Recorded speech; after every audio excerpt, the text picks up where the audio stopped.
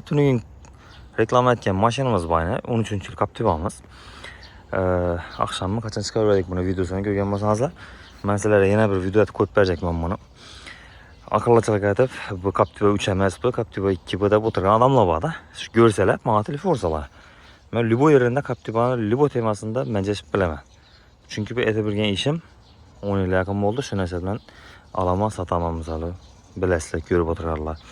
Bu narsani Captiva 2, Captiva 3, Captiva 1 mi, 4 xilisi bor o'ziman. 4 xilisi ham sizlar Libo temada menjashib bilaman. Yani tushunmovchilik kelib turib, behuda kommentariya yozmanglar do'stlar.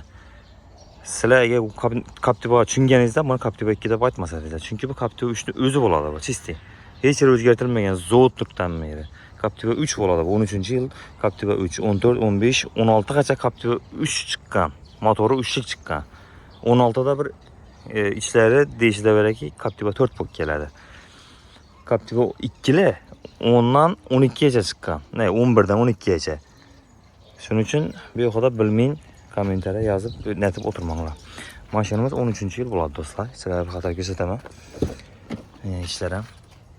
Chexol polikan mana shu qo'l turibdi. Rollarni acha chotga bo'lib turibdi. 170 ming. Bu evet, to'shning 170 mingni o'tibdi, 230. Hapshipkalari meri o'zini holatida turibdi. Chotki holatda. Shunga holatda. Balonlar ham toza ko'rgan do'stlar. Hech qanday rasxoti yo'q mashina. Metan ham nega birda qo'yilgan. 2dan 65lik üstüne bir taxtay satib berasizlar, bildim bo'lib turaveradi. Bexuda kommentariyada bular bo'lmas gaplab, xatan chalishdim bo'lib o'tirmanglar bexuda. Bo'ladigan gap yozinglar, ne baqasini 115 ming so'm aytib qo'yadim, undan ham yana kelishib beraman. Chotki baqada qaytib beraman. Kimga qiziq bo'lsa, yana kommentariya yozinglar. 13-yil Captiva. 200 million so'm satib o'tirdik buni. Bundan yana 1 yil oldi. O'zingiz bilasiz. Endi bundan vaqtlar keldi. 2013-yil Captiva 3 ni o'zi bo'ladi. Metani bor, novrasoti bor, birdan Nexia 3 ni puli bor. Spark ham bermaydi hattoki. 100 million. Shunday mashina do'stlar. Kimga qiziq bo'lsa 91dan 984, 84, 83.